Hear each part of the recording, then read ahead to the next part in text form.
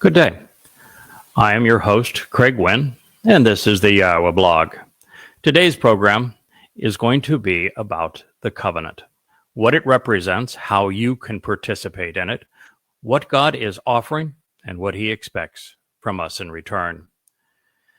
We're introduced to the covenant, actually, during the end of the flood, where Noah is presented with a rainbow, 7 colors, that tell him that this is the sign of the covenant.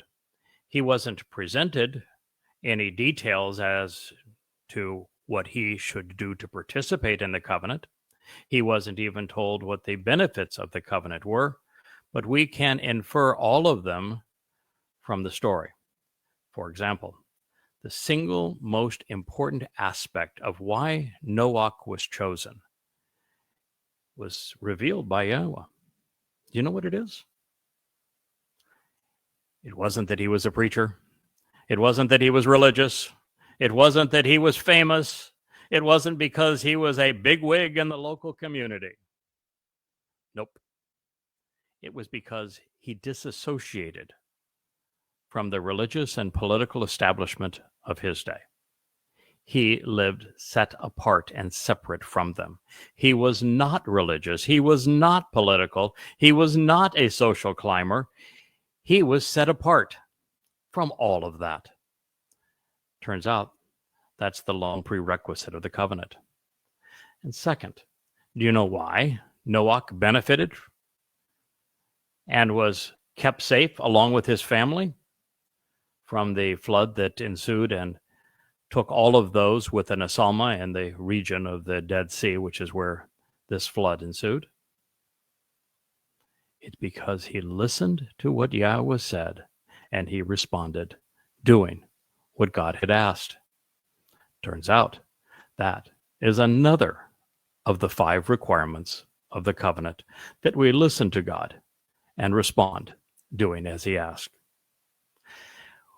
We're next introduced to the covenant as Abraham, his name at the time was Abram, and Sarah, her name at the time was Sarai, were walking out of Babylon. So perhaps you see the connection already. God did not approach them until they had left Babel, until they were disassociating themselves from Babel, which is the confusion that is derived by confounding people through the intermixing of truth and lies, through the integration of religion and politics. They had made the decision to leave all of that behind and to walk away, separating themselves from the religious and political culture of man. They walked away from Babylon. That is what made them accessible. That is why, of all the people on earth, Yahweh chose them, because they had made a conscious decision, an informed choice to disassociate themselves from Babel. And it is no surprise that in Yirmiyahu we read that Yahweh is pleading with his people to come out of Babylon today. So he engaged with these 2 people because they met the initial requirement of the covenant, which is to walk away from your country, from the family of man, from the things that establish countries, the very fabric of human civilization, which is the integration of religion and politics. It has always been that way. It continues to be that way. It is the very thing that we must distance ourselves from, separating ourselves from, if we wish to be part of the covenant family. I know it sounds ironic that with all these religions claiming that they hold the keys on how to be part of God's club, the opposite of what they claim is true. Rather than be religious to know God, you must be unreligious, indeed anti-religious, to know God. And you must also be apolitical. These were the initial conditions, indeed the prerequisite of the covenant. And until Abraham and Sarah had walked away from Babel, there was no contact. Once they had the contact between Yahweh and these 2 individuals, was frequent. As the covenant develops, we have Yahweh meeting with Abraham again. And the next condition of the covenant is for him to walk to Yahweh to become perfected. He did not tell Abraham to be perfect. If he had, Abraham would have failed. Abraham was not a particularly good man. Abraham was not a particularly bright man. When you read the interchange between Yahweh and Abraham, you are not impressed with this man's intelligence. And when you read what he did to his wife to enrich himself, pimping her out for sheep, it's for darn sure he was not a man of character. So, clearly, God did not ask Abraham to make himself perfect. What he asked him to do is walk to me, to be perfected. So now you must understand, how does one walk to Yahweh and become perfected? There's only one path to walk to Yahweh. It begins with the door that is labeled Passover, Pesach. The next step is through the threshold of matzah, which is where we are perfected, and I'll speak to that in just a moment. We then proceed into God's home as his children on Bokurim, which means firstborn children, where we are enriched and empowered by God. This leads to the fourth step along the way. It's the next mikre to be fulfilled. It is Shavuot. It is a harvest of multiple forms of grain, and therefore both of Goyim and Yehudim, and it is on our immediate horizon. It will take place on the 22nd of May, 2026, 7 years before Yahweh's return with the Messiah, Dod. Following that, there are 3 successive mikre that will be fulfilled together on this path to walk to God, all in year 6000 Yah, which is 2033. If you're Jewish and you are confused and think that it isn't just 9 years before year 6000 Yah, you have been played for a fool, unfortunately, by Maimonides. His reasoning was completely not only irrational, but ignorant. He did not follow what God said in the Torah because he preferred his own Talmud and his own religious ideas to what God instructed. On Towrah, there is the final harvest, this of olives and therefore of Israelites. Followed that next day, still Towrah, still a Shabat, by the sacrifice of the red heifer, which makes the mortal remnant of Israel prepared for the family reunion, which will take place on the 10th day of the 7th month, on Yom Kippurim in year 6000 Yah, October 2nd in 2033, which is the day that both Yahweh and our Messiah and King Dod will return. This then leads back to where we all began, to Sukkah, to camping out with God. Yahweh will restore the earth to the conditions experienced in Eden, which means there will be no politics. There will be no religion. There will be no religious people, no political people, no militant or military people as well, no patriots. It is just for the covenant members and those as part of the mortal remnant of Israel who accepted the sacrifice of the red heifer. This is the path that we walk to Yahweh.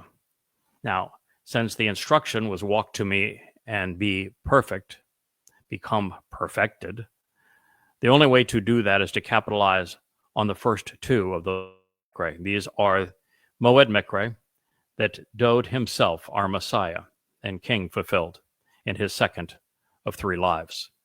He fulfilled Pesach, Matzah, and Bokurim in 33 CE, which was year 4000 Yah.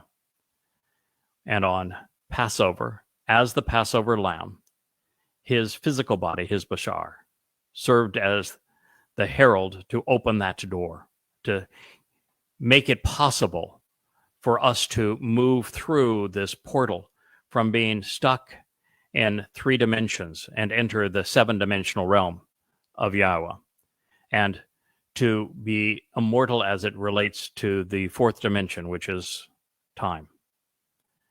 This is the doorway to God's home. It's the doorway out of this mortal physical existence, which is decaying all around us, and into God's presence. But to enter God's presence, we must be perfected. And the way that God went about perfecting us is through unyeasted bread, matzah. And on this day, after serving as the Passover lamb using his bashar body, Dod's nephesh soul carried our guilt, the guilt of every covenant member, of every Israelite that would avail himself or herself of the sacrifice. His soul was burdened with our guilt, and his nephesh carried our guilt into Sheol to deposit it there. And because he carried our guilt into Sheol to leave it there, it can never be seen again. Sheol is the place of ultimate separation. It's the place where there is no light. It is the place of no escape. And so by taking our guilt and putting it in Sheol on matzah, we are perfect. There is no evidence against us. Everything that we have and may inadvertently do that is inappropriate going forward has been removed from us, allowing Father and Son to perfect us. This then, of course, leads to Bikurim, where the firstborn of Yahowah, Dod, signed our adoption papers so that we could enter Yahweh's family. This is how we meet the second condition of the covenant. It is how we walk to Yahweh to become perfected. The next condition of the covenant is related to these. It says, trust and rely upon Yahweh. Well, the only way you can do that is to stop trusting and relying on your political party, on your religion, on your country, on your military, on your conspiracy, whatever it may be. You must stop relying on these inventions of man so that you can rely on the teachings and guidance of Yahweh. Now, the only place you can find these teachings, this guidance, these directions, is in his Torah and prophets. Primarily, his Torah is where he has shared with us everything we need to know about how we go about trusting and relying upon him. And that's a very interesting concept, because trust is very different than faith. Trust is very different than beliefs. A faith is expressed by someone who does not know. You believe that which you cannot prove. But when Yahweh proved his existence and proved his inspiration of the Torah and prophets through prophecy, by knowing everything from creation all the way to our return to this Garden of Eden, he proved his existence and he demonstrated his inspiration of these words. And once you know them, once you come to understand what Yahweh conveyed to us, then you are in a position to trust him. But trust requires knowledge. Reliance actually requires understanding. And the only way to go there is for you to read and come to understand the instructions that Yahweh provided in his Torah. Not in the Talmud of the rabbis, in his Torah. Now, to help you understand what God is offering in this regard, how to come to know him, I have written 35 books. They're all on the bookshelf at yadayah.com. Yada means to know. Yah is the first part of Yahweh's name. On that bookshelf, every book is free. Start with an introduction to God. Then read through the Yada Yahowah series. Enjoy the 5 volumes of observations. And I want you to conclude with Coming Home, which are the letters that Dod wrote to us, inspired by his father. So, because these books are all based upon more accurate and complete translations of Yahweh's testimony as derived from the oldest manuscripts, particularly the Dead Sea Scrolls, you will find the truth. You will come to know God as he revealed himself, and once you know him, you can rely on him and meet the third condition of the covenant. The fourth condition that Yahweh presented to Abraham as they were developing their relationship is to closely examine and carefully consider these instructive conditions of the covenant relationship. He asked him to be observant, to use his eyes, to use his ears, to listen and to see, so that he could come to understand everything that God had shared with him. Appreciate the fact that God was now on his fourth condition of the covenant, the fourth thing that he is asking of us, that we first walk away from the Babel of religion and politics, that second, we walk to God along the path that he has provided through the Moed Mikre, so that we are perfected by him. The third is to study his testimony to the point that we can come to trust and rely on him. And the fourth is to be observant, to closely examine and carefully consider each of these, which will be 5 conditions of the covenant, so that we can benefit from the 5 benefits of the covenant. So the fourth is to be observant. It is one of the reasons that Yahweh, in the second statement that he etched in stone, after telling us, do not be religious, don't even be around religious people, don't get yourself even caught in a religious institution. He then tells us that fathers have corrupted their children to the 3rd and 4th generation, and that because of that, there will be thousands who will benefit from these terms and conditions of the covenant. Now, thousands amongst billions is 1 in a million. That's how rare it is for those who are listening to these words to capitalize on the opportunity of a lifetime, of lifetimes, plural. So that's the 4th condition of the covenant. The 5th is that Yahweh wants us to have a full appreciation of how this covenant family models the ideal human family, and how this covenant family is separated from, totally distinct from, cut apart from the world's most popular institutions, religion and politics, for example. So the 5th condition of the covenant is that we're asked to circumcise our sons on the 8th day. And by doing so, he doesn't give even an amount that you need to cut off. There's no special ritual involved. In fact, none. He just says, circumcise your sons on the 8th day, which is to cut a tiny portion of the foreskin. And the reason for that is by cutting, which is the same term he uses in establishing the covenants, karat. By cutting this foreskin, we are showing as parents that we want to raise our children to remember Yahweh, to be part of his covenant family. It's the highest calling we have here on earth. And it tells us that we understand that on the point of the male anatomy that is responsible for inseminating new life and beginning a family, that we won't forget this correlation between these things. And we appreciate how being set apart and cut away from the institutions of man sets us apart and separates us unto the family of God. That's why being circumcised is the 5th condition of the covenant.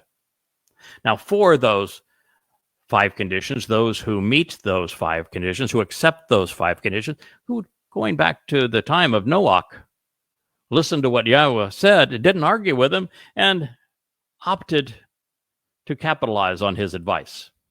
Those who do so will receive the 5 benefits of the covenant. They were all delivered by father and son, working together during the fulfillment of the first 3, Moed Mikre. Moed means restoring witness to the eternal testimony, and Mikre are invitations to be called out and to meet with God. The first 3, Pesach, Matzah, and Bikurim, were not only fulfilled by David, our Messiah, the very Son of God, our returning King.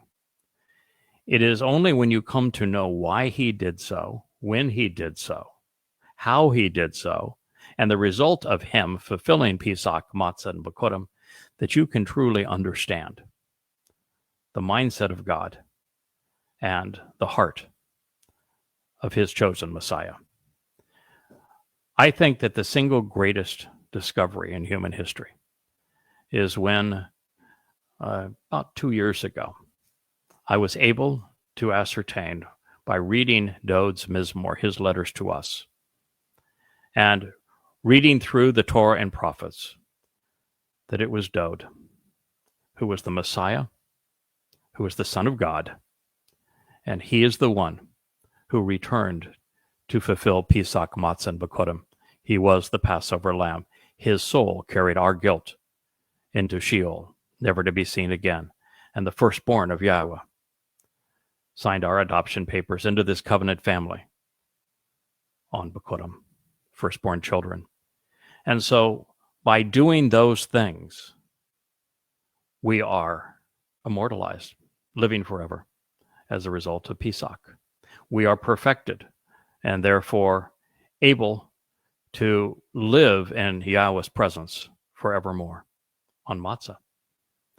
We are adopted into the covenant family on firstborn children, Bikurim, where God enriches us and empowers us, enlightening and emancipating us. All five represent the benefits of the covenant. So now you know. The covenant is the reason that Yahweh created the universe. It is the very reason that we exist. It is the single most important part of God's story. And there is only one of them. Those who believe that they are part of a new covenant and that their new covenant is the New Testament are not only wrong, they've been played for fools. There is only one covenant. And when it is renewed, the only distinction between the covenant as it exists now and our participation in the covenant when it is renewed on Yom Kippurim for the benefit of Sukkah in year 6000 Yah on the 2nd and 7th of October in that year, 2033, is that the Torah that I'm sharing with you will not need someone like myself to convey it to you, because Yahweh is going to inscribe a copy of his Torah instructions inside of us, making it literally the part of the fabric of our lives, so that when we live with him and explore the universe together, we will have his guidance perfected within our being every step of the way. There is only one covenant. I have shared with you its conditions. I have shared with you its benefits. You are free to take advantage of them. You may not change them. What you do relative to these instructions will determine your fate. I am Craig Wynn. I am speaking for the creator of the universe. His name is Yahweh, and this has been the Yahowah blog.